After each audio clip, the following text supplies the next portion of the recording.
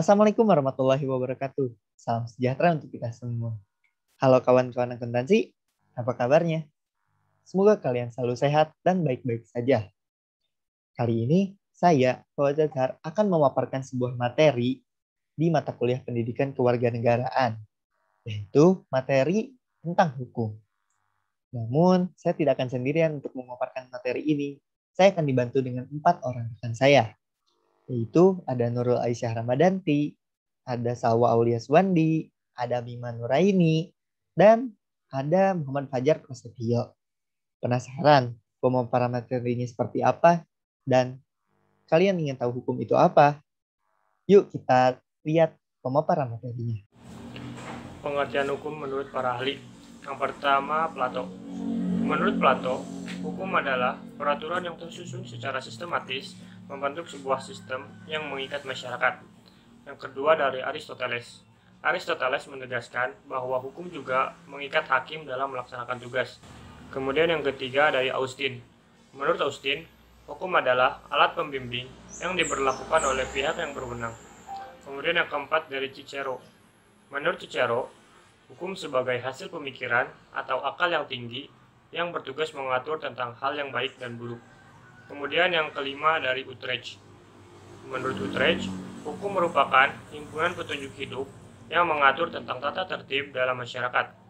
Masyarakat harusnya menaati karena kalau dilanggar akan mendapatkan tindakan dari pemerintah. Selanjutnya ada sifat-sifat hukum. Sifat hukum yang pertama adalah hukum bersifat mengatur. Hukum sebagai peraturan dalam bentuk larangan maupun perintah berfungsi mengatur berbagai sikap manusia dalam kehidupan.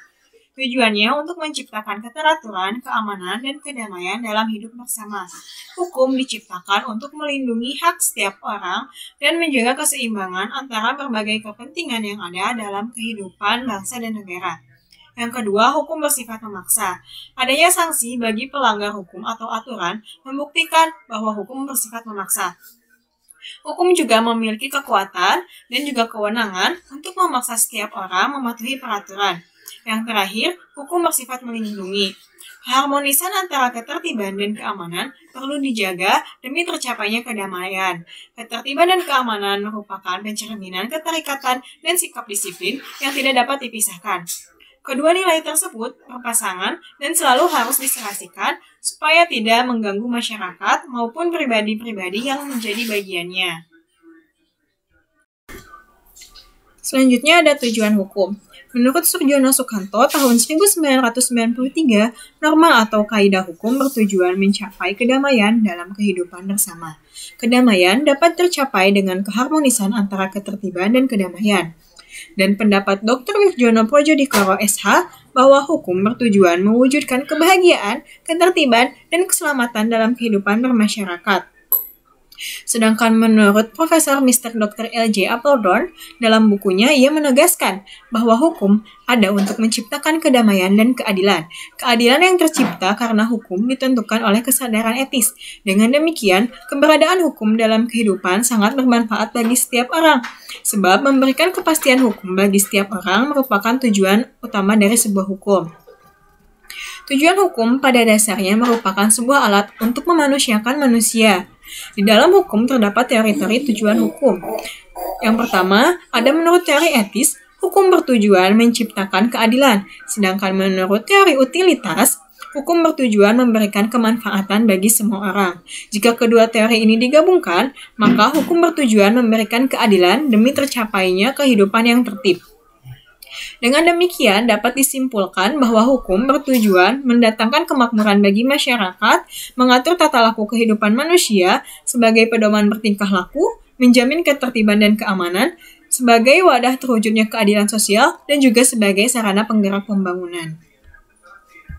Teori-teori dalam hukum. Apa sih teori hukum? Teori hukum itu merupakan pengetahuan mengenai hukum yang berlaku. Teori-teori hukum berintikan keseluruhan pernyataan yang saling berkaitan dengan sistem konseptual dalam aturan-aturan hukum dan putusan-putusan hukum. Tujuan dari teori hukum itu untuk menciptakan sebuah kepastian dan kesatuan, memperjelas nilai dan filosofis. Teori hukum berkembang sejak zaman Yunani dan Romawi. Pemikiran saat itu pun sudah berinovasi dalam pemikiran tentang hukum, bahkan sampai kepada dasar filosofisnya. Nah, teori hukum pada zaman dahulu berbeda dengan zaman modern. Jika pada zaman dahulu teori hukum itu berdasarkan teori-teori filsafat dan politik, nah pada zaman modern teori hukum itu didasarkan dari analisis sistem pemikiran para ahli hukum, seperti teori hukum para filosof ajaran skolastik yang didasarkan atas keyakinan tertinggi yang ilhamnya datang dari luar bidang hukum itu sendiri. Berbicara soal teori hukum, ada 4 teori yang menjadi pengembangan dasar hukum. Keempat teori tersebut ada teori Yunani dan Romawi, teori hukum alam, positivisme dan utilitarianisme, kemudian ada teori hukum modern. Nah, yang pertama kita akan bahas teori Yunani dan Romawi atau disebut juga teori klasik. Menurut teori ini, yaitu pada sebelum abad ke-6 sebelum Masehi, hukum itu mempunyai posisi sebagai sebuah kekuatan yang berisi strategi untuk bertahan hidup. Namun berbeda setelah abad ke-6 sebelum Masehi sampai ke abad 1 sebelum Masehi. Hukum itu dijadikan sebagai petunjuk hidup di dunia dalam menjunjung tinggi nilai-nilai keadilan, keamanan, dan menciptakan kesejahteraan. Ada 4 teori hukum pada teori klasik ini, yaitu yang pertama adalah teori Socrates yang menyebutkan bahwa hukum adalah konsep yang mengedepankan kebaikan, keadilan masyarakat. Hukum juga merupakan tatanan objektif untuk mencapai kebijakan dan keadilan bagi masyarakat. Dan yang kedua adalah teori Plato. Hukum dapat dihubungkan dalam kebijaksanaan. Kebijaksanaan yang dimaksud adalah tipe ideal negara di bawah kepemimpinan kaum aristokrat. Dan yang ketiga adalah teori Aristoteles. Keberadaan hukum berhubungan dengan perasaan sosial etis manusia. Hukum bertujuan untuk mengarahkan tingkah laku manusia pada nilai-nilai yang rasional. Dan yang keempat adalah teori Epicurus. Hukum berperan sebagai pengelola kepentingan antar individu demi tercapainya kedamaian. Yang kedua adalah teori hukum alam.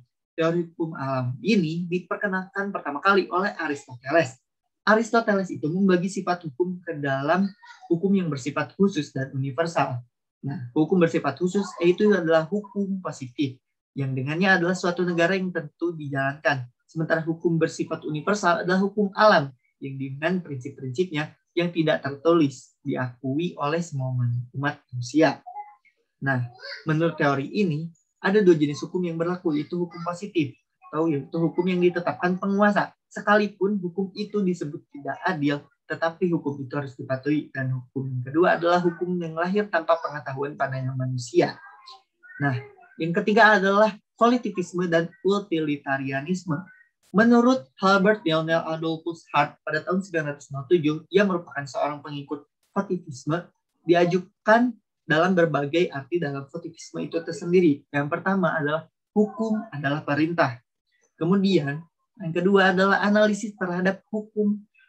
Konsep hukum adalah usaha yang berharga untuk dilakukan.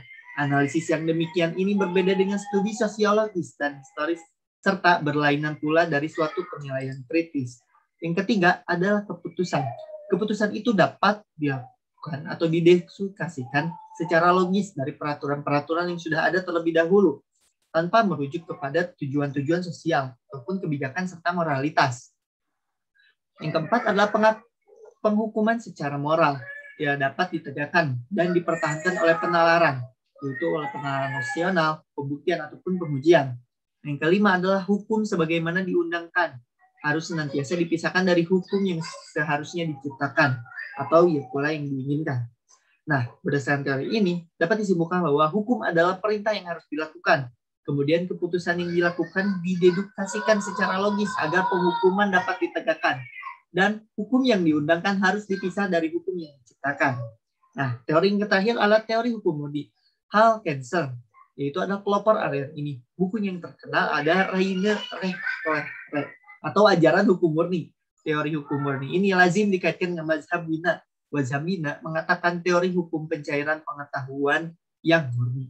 Dalam arti yang paling tidak kompromi, yaitu pengetahuan itu bebas dari naluri kekerasan, keinginan, dan sebagainya. Nah, dapat disimpulkan bahwa menurut teori ini, hukum itu bebas dari naluri, kekerasan, keinginan, dan sebagainya. Nah, penyisipan ilmu-ilmu politik, sosiologi, sejarah, dan pembicaraan tentang etika tidak dapat dilakukan dalam sebuah hukum. Selanjutnya ada penggolongan hukum. Penggolongan hukum dapat dibedakan menjadi 2, yaitu hukum publik dan hukum privat. Penggolongan ini didasarkan dari isi hukum tersebut. Yang pertama ada hukum publik. Hukum publik adalah hukum yang mengatur hubungan antar individu saat diperlukan. Hukum publik bisa juga diartikan sebagai hukum yang mengatur hubungan antara warga negara dengan negaranya. Hukum publik ini bertujuan untuk melindungi kepentingan umum. Yang termasuk ke dalam hukum publik diantaranya, pertama, hukum pidana. Hukum pidana ini mengatur tentang kejahatan maupun pelanggaran yang dapat membahayakan kepentingan umum. Contohnya adalah kasus pencurian. Berdasarkan pasal 362 KUHP, pencurian bisa dikenakan sanksi maksimal 5 tahun penjara dan denda maksimal 60 juta rupiah. Yang kedua, hukum internasional. Hukum internasional mengatur hubungan antar negara dalam hubungan internasionalnya. Contoh dari hukum internasional ini adalah Deklarasi Universal HAM. Yang ketiga, hukum tata negara, di mana hukum tata negara ini mengatur seluruh hal yang berkaitan dengan negara. Contohnya adalah terbentuknya lembaga-lembaga negara. Selain hukum publik, ada juga hukum privat. Hukum privat ini adalah hukum yang mengatur hubungan antar manusia, antar individu satu terhadap individu lainnya yang diharapkan dapat harmonis. Hukum privat berfokus pada kepentingan perorangan, seperti hukum sipil yang di dalam arti luasnya yaitu mencakup hukum perdata dan hukum dagang. Hukum perdata itu di mana hukum perdata mengatur hubungan seseorang terhadap orang lain yang memfokuskan adanya kepentingan perorangan. Contoh dari hukum perdata adalah pencemaran nama baik, masalah warisan, dan utang piutang. Kemudian ada hukum dagang. Hukum dagang ini berisikan peraturan-peraturan yang berkaitan dengan perdagangan. Contohnya seperti poin prestasi dan hak paten merek. Selanjutnya, ada perbedaan dari hukum publik dan hukum privat. Jika berdasar cakupannya, hukum publik mencakup hukum pidana, hukum internasional, dan hukum tata negara. Sedangkan hukum privat mencakup hukum perdata dan hukum dagang. Berdasarkan fokus kajiannya, hukum publik mengkaji materi-materi hukum yang menyangkut kemaslahatan orang banyak, sedangkan hukum privat cenderung fokus kepada masalah kepentingan pribadi ataupun individu. Berdasarkan pertahanan hukumnya, hukum publik dipertahankan oleh negara dan pemerintah yang bersifat aktif, sedangkan hukum privat dipertahankan oleh individu, sedangkan pemerintah bersifat pasif. Berdasarkan tuntutan bagi pelanggar, jika melanggar hukum publik dapat dikenakan hukuman berdasarkan perundang-undangan yang berlaku di Indonesia. Hukuman tersebut diberikan oleh jaksa. Sedangkan jika melanggar hukum privat, maka tuntutan diberikan oleh penggugatnya. Macam-macam pembagian hukum. Yang pertama ada hukum menurut sumbernya, yang terdiri dari hukum undang-undang, yaitu sebuah hukum yang berasal dari peraturan perundangan yang dibuat oleh DPR dengan persetujuan Presiden. Terdapat dua contoh hukum yang bersumber dari undang-undang. Yang pertama itu hukum tertulis yang dikodifikasikan atau yang sudah disusun secara sistematis, yang terdiri dari KUHP, KUHP-DT, dan hukum dagang. Yang kedua yaitu ada hukum tertulis yang tidak dikodifikasikan yang terdiri dari undang-undang, peraturan pemerintah, dan juga keputusan Presiden. Selanjutnya ada hukum kebiasaan atau hukum adat, yang merupakan sebuah perbuatan yang dilakukan oleh anggota masyarakat secara berulang-ulang. Selanjutnya ada traktat atau perjanjian internasional antar negara yang disusun oleh dua negara atau lebih dalam format atau bentuk tertentu dengan tujuan untuk mengatur hal demi kepentingan bersama negara-negara pembuat perjanjian, khususnya itu dalam bidang politik dan juga ekonomi. Contohnya traktat antara pemerintah Indonesia dan pemerintah Papua Nugini tentang perjanjian perbatasan wilayah kedua negara. Lalu ada jurisprudensi, merupakan sebuah keputusan pengadilan atau hakim terdahulu pada suatu perkara yang tidak diatur dalam undang-undang, lalu kemudian dijadikan sebagai pedoman bagi para hakim lain untuk mempertimbangkan dan memutuskan perkara yang sama. Lalu ada doktrin, yaitu pendapat para ahli hukum terkemuka yang dijadikan dasar dalam pelaksanaan hukum. Terkadang dalam pengambilan keputusan, para hakim menggunakan doktrin dari para ahli hukum yang berpengaruh. Oleh karena itu, Doktrin bisa dianggap sebagai sumber hukum formal jika sudah digunakan hakim dalam pengambilan keputusan. Yang kedua, ada hukum menurut bentuknya, yang terdiri dari hukum tertulis, yaitu seluruh peraturan perundangan yang tertulis secara resmi dalam bentuk peraturan negara. Dan hukum yang tidak tertulis, yaitu hukum yang lahir, tumbuh, dan dipelihara dalam masyarakat tertentu dan tidak dibentuk sesuai prosedur formal, namun ditaati oleh anggota masyarakat, seperti halnya pada hukum kebiasaan dan juga hukum adat. Yang ketiga yaitu ada hukum menurut tempat berlakunya, yaitu ada hukum nasional, yaitu hukum yang dibuat dan berlaku dalam suatu negara untuk mengatur urusan negara dan mengatur penduduk yang berdomisili di negara tersebut. Lalu ada hukum internasional, adalah hukum yang mengatur hubungan antara suatu negara dengan negara yang lainnya dalam dunia internasional, yang terdiri dari asas-asas dan peraturan-peraturan tingkah laku di mana negara-negara yang terlibat merasa terikat dan harus menghormati dan mematuhinya. Selanjutnya ada hukum asing, yaitu hukum yang berlaku di negara lain. Lalu yang terakhir yaitu ada hukum lokal, yaitu hukum yang berlaku pada wilayah tertentu dalam suatu negara. Hukum lokal ini identik dengan hukum adat yang bersumber pada peraturan-peraturan hukum yang tidak tertulis, yang tumbuh dan berkembang dan dipertahankan dengan kesadaran hukum masyarakatnya. Yang keempat ada hukum menurut waktu berlakunya, yang terdiri dari ius constitutum, yaitu hukum yang berlaku pada saat ini, pada masyarakat tertentu dan pada wilayah tertentu. Contohnya itu seperti hukum pidana yang berdasarkan pada KUHP sekarang. Lalu ada ius constituendum, yaitu hukum yang diharapkan atau direncanakan akan berlaku pada masa yang akan datang. Contohnya itu seperti hukum pidana nasional yang sampai sekarang masih terus disusun. Yang kelima ada hukum menurut cara mempertahankannya, yang terdiri dari hukum material atau hukum yang mengatur tentang isi hubungan antar sesama masyarakat atau antara masyarakat dengan penguasa negara, yang berisi peraturan larangan dan perintah, yang berada dalam ketentuan hukum pidana, hukum perdata, dan hukum dagang. Lalu ada hukum formal, yaitu hukum yang mengatur bagaimana cara penguasa mempertahankan dan menegakkan serta melaksanakan kaidah-kaidah hukum material dan bagaimana cara menuntutnya apabila hak seseorang telah dilanggar oleh orang lain, seperti hukum acara pidana dan hukum acara perdata. Jadi bisa dibilang hukum formal ini merupakan implementasi dari hukum material. Yang keenam yaitu ada hukum menurut sifatnya, yang terdiri dari hukum yang memaksa, yaitu kaidah hukum yang dalam keadaan apapun harus ditaati dan bersifat mutlak daya ikatnya. Contohnya itu seperti pada hukum pidana. Lalu ada hukum yang mengatur, yaitu kaidah hukum yang dapat dikesampingkan oleh para pihak apabila pihak-pihak yang bersangkutan membuat ketentuan sendiri dalam suatu perjanjian yang telah mereka adakan. Yang ketujuh ada hukum menurut wujudnya, yang terdiri dari hukum objektif, yaitu hukum yang berlaku umum dan tidak dimaksudkan untuk mengatur sikap atau tindakan orang tertentu saja.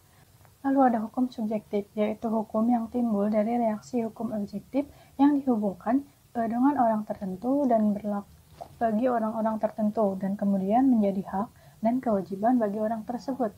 Contohnya itu adalah hubungan yang terjadi antara pembeli dan penjual. Bagi seorang pembeli, kewajibannya itu membayar sesuai dengan harga barang yang dibeli kepada penjual. Maka di dalamnya timbul hak penjual untuk menuntut pembayaran dari pembeli. Lalu yang kedelapan yaitu ada hukum menurut isinya, yang terdiri dari hukum privat dan hukum publik. Aliran-aliran hukum. Yang pertama yaitu ada legisme, merupakan aliran yang menganggap bahwa sesuatu dikatakan sebagai hukum apabila terdapat dalam undang-undang. Aliran legisme menjadikan undang-undang sebagai sumber hukum paling utama di dalam proses penegakan hukum, yang mengharuskan seorang hakim dalam memutuskan sebuah perkara terikat oleh undang-undang. Lalu kemudian hakim tersebut menggunakan silogisme atau penyimpulan secara tidak langsung melalui preposisi mayor atau perumusan umum dan preposisi minor dengan melihat suatu keadaan khusus, sehingga pada akhirnya menghasilkan sebuah konklusi atau sebuah kesimpulan. Yang kedua itu ada aliran Freie-Rechtslehre. Menurut aliran ini, seseorang hakim dianggap sebagai pencipta hukum dan diberi kebebasan untuk melakukan sesuatu baik itu menurut undang-undang ataupun tidak. Di sini undang-undang bukan sebagai salah satu sumber hukum, Sedangkan hakim dan pejabat lainnya mempunyai kebebasan seluas-luasnya untuk melakukan sebuah penemuan hukum dengan memperluas dan membentuk peraturan melalui putusannya. Oleh karena itu, bagi seorang hakim memahami jurisprudensi merupakan hal primer, sedangkan undang-undang merupakan hal yang sekunder. Yang ketiga yaitu ada aliran responding atau penemuan hukum. Aliran ini berada di antara aliran legisme dan aliran vrije rechtslehre. Aliran ini berpendapat bahwa hakim terikat atau berpegang pada undang-undang, tetapi tidak seketat aliran legisme dan juga tidak sebebas aliran vrije rechtslehre, sebab hakim juga mempunyai kebebasan. Sehingga dapat diartikan bahwa kebebasannya adalah terikat dan terkait, terikat pada undang-undang dan terkait pada perkembangan zaman. KPK menetapkan Menteri Sosial Juliari Batubara dan 2 pejabat pembuat komitmen di Kemensos serta 2 pihak swasta sebagai tersangka kasus dugaan korupsi dana bantuan sosial COVID-19. Bermula dari pengadaan bansos penanganan COVID-19 berupa paket makanan pokok di Kemensos senilai 5,9 triliun rupiah, KPK mengungkap ada kesepakatan fee untuk sang menteri sebesar Rp10.000 per paket bantuan masyarakat. Nilai uang suap itu ditaksir mencapai 17 miliar rupiah. KPK pun menjelat Juliari dan 4 tersangka lain dengan pasal tentang suap, yakni pasal 12 huruf A dan B, serta pasal 11 Undang-Undang Tipikor. Menurut juru bicara KPK Ali Fikri, KPK masih membuka kemungkinan untuk melakukan penyelidikan terbuka dalam kasus ini, yang nantinya bisa saja berujung dengan penerapan pasal 2 ayat 2 Undang-Undang Tipikor yang ancamannya hukuman mati. Di dalam perjalanannya, KPK menangani berbagai perkara yang diawali dengan tangkap tangan, yaitu pasal-pasal suap, itu nanti tergantung dari hasil proses penyidikan dari pemeriksaan sejumlah saksi, gitu. Kalau kemudian di dalam perjalanannya itu ada fakta-fakta yang itu berhubungan dengan unsur melawan hukum, kemudian memperkaya diri sendiri atau korporasi, atau kemudian ada potensi kerugian negara, itu pasti diterapkan pasal-pasal yang berhubungan dengan pasal 2 atau pasal 3, yaitu dalam hal ini yang berhubungan dengan pasal kerugian negara. Menurut Direktur Pusat Kajian Anti Korupsi Pukat UGM Oce Madril, langkah KPK menetapkan pasal suap dalam kasus korupsi dana bansos untuk saat ini adalah hal yang tepat. Namun menurut Oce, para penyedia di dalam proyek atau vendor, pasal kerugian negara dengan ancaman hukuman mati bisa diterapkan dan tidak kepada Menteri Sosial. Ya, tentu saja karena konstruksinya adalah ada pemberian hadiah atau janji dari pihak swasta kepada sang menteri, maka ini tentu memenuhi unsur tindak pidana suap yang ada di pasal 12, 11, atau pasal 5 itu. Sehingga untuk sementara menurut saya memang pasal suap adalah pasal yang paling logis untuk dituduhkan kepada pelaku-pelaku ini. Tetapi menurut saya, khusus untuk mereka yang nanti menjadi penyedia di dalam proyek ini, kalau memang terbukti mereka merugikan negara, melaksanakan proyek ini dengan cara merugikan negara yang pada ujungnya merugikan masyarakat, maka justru menurut saya kepada vendor dan kepada penyedia inilah pasal-pasal kerugian negara itu bisa saja diterapkan begitu ya. Untuk sementara untuk si menteri masih pasal suap. Namun, hal berbeda diutarakan oleh pakar hukum tindak pidana pencucian uang Yanti Ganarsi. Yanti menilai ada kerugian negara dalam kasus ini. Nah, kita lihat saja dari 300.000 seharusnya 10.000 untuk menterinya. Nggak mungkin kan ini dapat dari uang vendor. Ini pasti ada kerugian negara. Karena yang 5, sekian triliun itu yang harusnya menjadi hak masyarakat, jumlahnya berapapun pasti berkurang. Hukum haruslah ditegakkan seadil-adilnya tanpa pandang bulu. Hukuman maksimal bagi pelaku korupsi diharapkan bisa menjadi efek jera. Publik pun masih menanti hukuman apa yang pantas diberi bagi mereka yang berani korupsi di tengah kesulitan dan kesusahan rakyat di masa pandemi. Tim Liputan, Kompas TV. Contoh kasus pelanggaran hukum di Indonesia. Contoh kasus pelanggaran hukum yang ada di Indonesia adalah pada mantan Menteri Sosial Juliari Peter Batubara, yaitu tentang korupsi dana bansos COVID-19. Adapun, di dalam perkara korupsi bansos COVID-19, KPK menetapkan Menteri Sosial Juliari Peter Batubara, 2 pejabat pembuat komitmen di Kemensos, serta 2 pihak swasta sebagai tersangka kasus dugaan korupsi dana bantuan COVID-19. Bermula dari pengadaan bansos penanganan COVID-19 berupa paket makanan pokok di Kemensos senilai 5,9 triliun rupiah, KPK mengungkap ada kesepakatan fee untuk sang menteri sebesar Rp10.000 per paket bantuan. Jika ditotal, nilai uang suap tersebut ditaksir mencapai angka 17 miliar rupiah. KPK menjerat Menteri Sosial Juliari Batubara yang diduga melakukan tindak pidana korupsi dengan pasal tentang suap, yakni pasal 12 huruf A dan B, serta pasal 11 Undang-Undang Tipikor. Namun, banyak yang beranggapan bahwa kasus korupsi yang dilakukan di tengah bencana atau pandemi seperti ini bisa dijatuhi hukuman mati jika terbukti ada kerugian negara di dalamnya. Hal ini terdapat dalam pasal 2 Undang-Undang Tipikor. Sampai saat ini, mantan Mensos dan 4 tersangka lainnya belum dijatuhi hukuman apapun karena masih harus mengikuti sidang lanjutan yang dijalani di pengadilan. Nah, itu pemaparan dari kelompok kami, yaitu kelompok 7 dari kelas pendidikan kewarganegaraan C. Semoga kalian tidak puas ya, dan kalian bisa menggali ilmu lebih banyak. Nah, untuk pertanyaan kalian bisa tulis di kolom komen di bawah ya. Sampai jumpa di hari Selasa untuk pembahasan tentang soal bab hukum, dan kita akan berdiskusi di kelas nanti. Dadah!